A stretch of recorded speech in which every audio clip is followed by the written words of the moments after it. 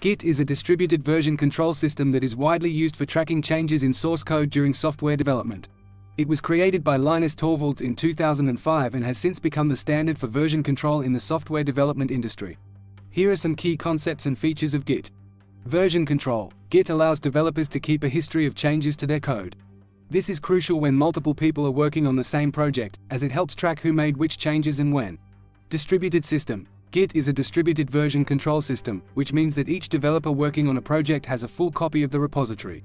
This allows for offline work and easier collaboration among teams. Branching. Git makes it easy to create branches, which are separate lines of development.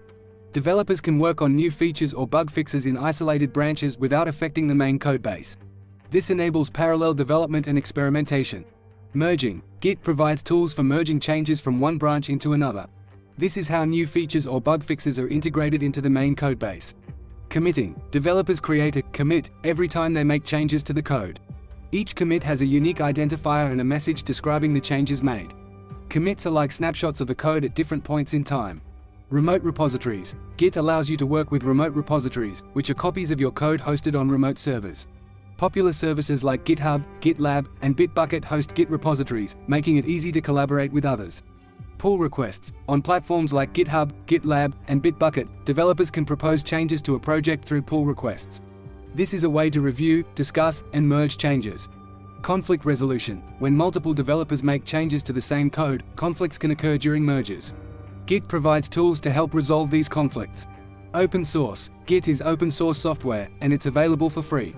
This has contributed to its widespread adoption and the development of a rich ecosystem of tools and integrations. Command line and GUI. Git can be used from the command line, which is the traditional and most powerful way to interact with it.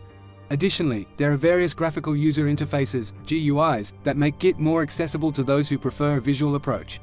Git is not limited to source code. It can be used to manage versions of any text-based document.